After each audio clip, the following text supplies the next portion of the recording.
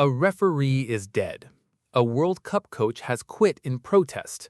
A Dutch official selected for this tournament was arrested in London, dropped from the panel, and then died at 38 years old before the semifinals had even been played. A French referee deactivated his Instagram account and disappeared from public view after receiving death threats.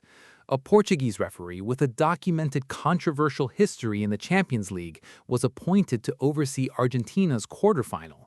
A goal in a World Cup quarterfinal was disallowed because an internal sensor in the match ball detected a touch so microscopic it was invisible to every human eye in the stadium.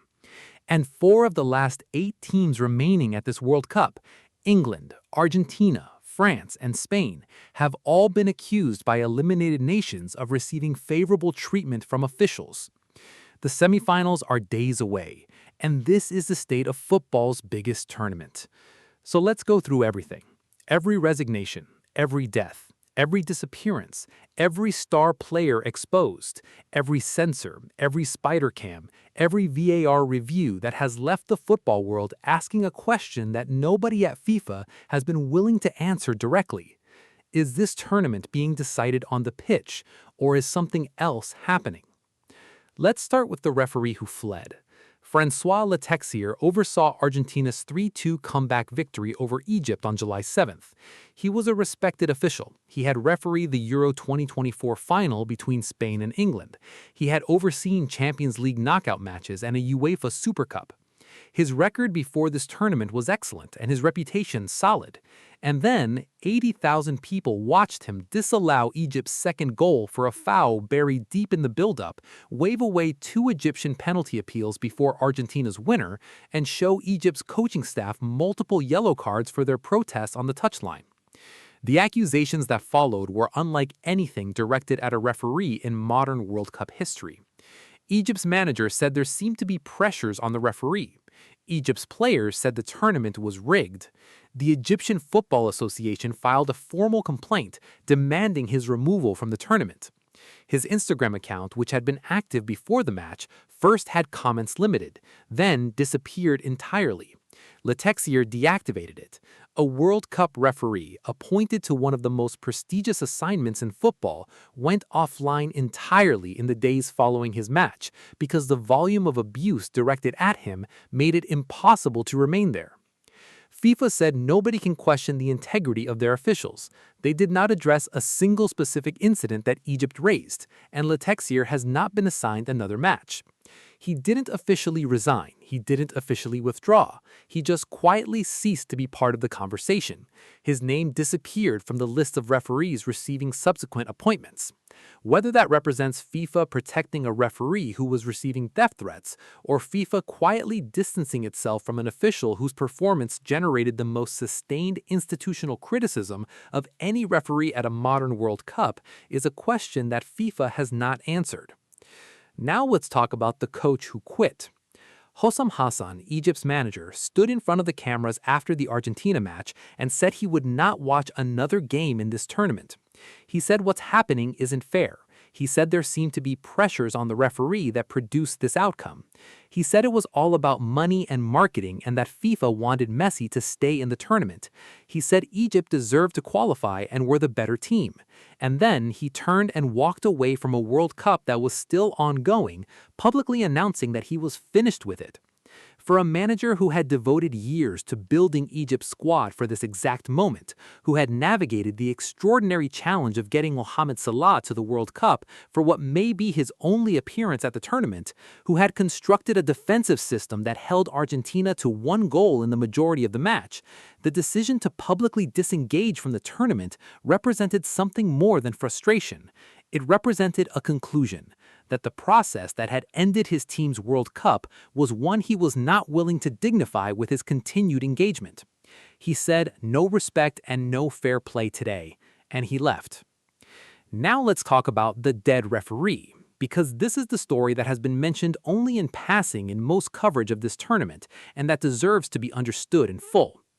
Rob Dijperink was a Dutch referee who had been selected as part of the VAR panel at the 2026 World Cup.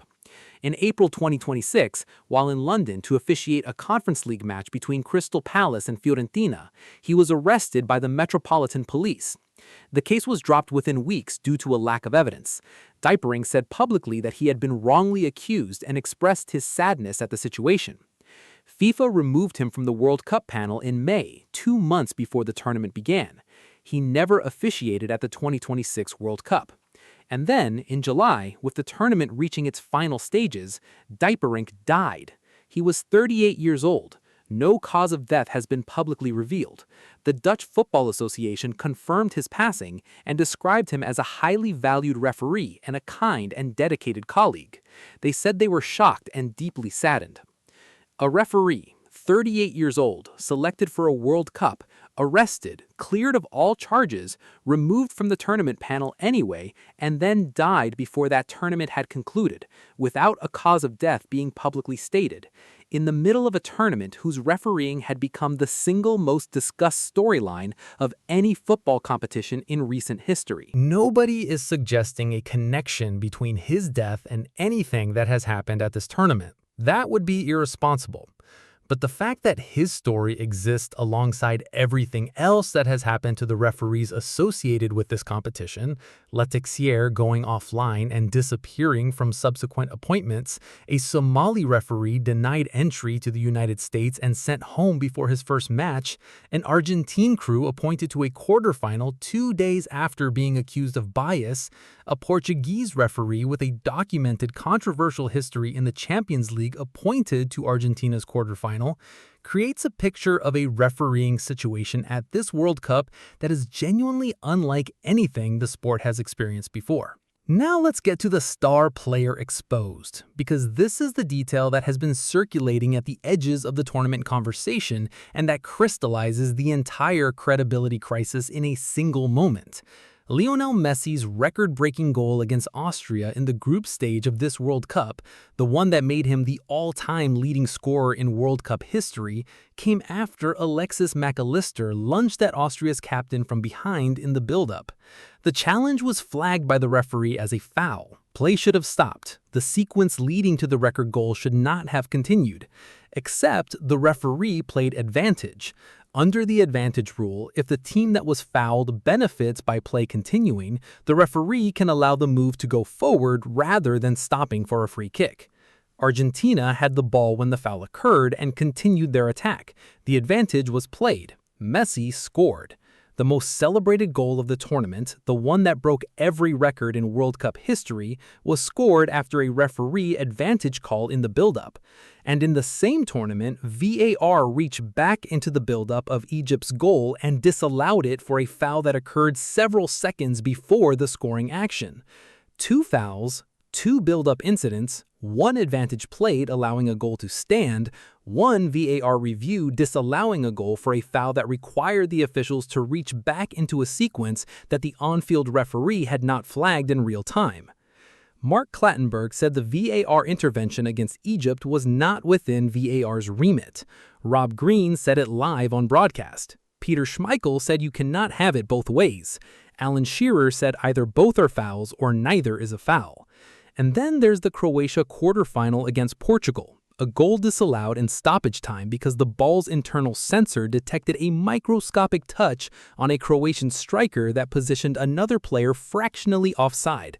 The touch was real in a technological sense. It was undetectable in any human sense. Croatia's captain Luka Modric, possibly playing the final international match of his career, stood on the pitch with an expression that needed no translation. His team was eliminated by a sensor reading that no human referee, no human assistant, no human VAR operator could have identified without the data provided by the ball itself. Croatia went home on a goal disallowed by technology that no human being at the match could verify with their own senses. Egypt went home on a goal disallowed by VAR reaching into a build-up where the on-field referee had flagged nothing. Norway went home on a goal that stood despite the ball hitting FIFA's own equipment 8 seconds before it was scored, with FIFA saying their own cameras could not conclusively confirm the contact. 3 eliminated teams. 3 moments where technology either intervened in ways that generated lasting controversy or failed to intervene in ways that should have been automatic. 3 different categories of technological failure, all at the same tournament, all in the knockout rounds. Switzerland went home after Breel Embolo was sent off for simulation, following a VAR review of an incident where the referee had initially shown a yellow to the Argentine player who Embolo allegedly dived against. VAR determined the yellow to the Argentine was wrong. VAR then determined Embolo had simulated and sent him off. Switzerland played extra time with 10 men and lost 3-1. Their coach said there was definitely no reason to award a yellow card in the first place, that it was a harmless situation, that the referee should have let play continue, and that the entire chain of events leading to Embolo's dismissal began with a VAR intervention into a moment that should never have been reviewed. The 4 semifinalists are England, Argentina, France, and Spain. All 4 are from European football's most commercially powerful nations or from the defending champions. All 4 have been accused by eliminated opponents of receiving favorable refereeing treatment at some point in this tournament. Belgium accused FIFA over the Balogun reversal. Egypt accused Argentina's officials of bias. Switzerland accused the VAR system of manufacturing a reason to send off their player. Norway pointed at the spider cam and went home. Croatia watched a censor reading end their tournament. And now England face Argentina in one semifinal, France face Spain in the other. 64 years of combined World Cup history, the 4 biggest commercial properties in international football on a collision course in a tournament whose officials have been accused of bias by 9 separate national federations across 6 confederations. The final is on July 19th at MetLife Stadium in New Jersey, and whoever's in it, whoever lifts that trophy, is going to lift it surrounded by questions that this tournament has generated and that will not be answered by the result of any match. Because the referee fled, the coach quit, the Dutch official died at 38, the French official disappeared from public view, and somewhere in Kansas City and Miami and Boston and East Rutherford, 4 remaining teams are preparing to play semifinals in a tournament where the football has been extraordinary, the goals have been genuine, the moments have been real, and the institutional framework around all of it has crumbled in ways that no amount of celebration in New Jersey on July 19th will fully repair.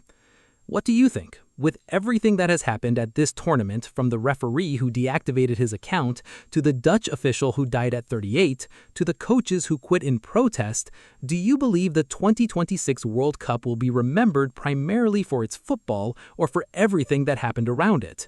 And going into the semifinals, with England versus Argentina carrying the weight of every controversy that has followed both teams through this tournament, which result do you think would generate the most questions about how we got there? Let us know in the comments, like and subscribe for complete semifinal and final coverage, and share this with every football fan who deserves to see the full picture of what has been happening at the 2026 World Cup.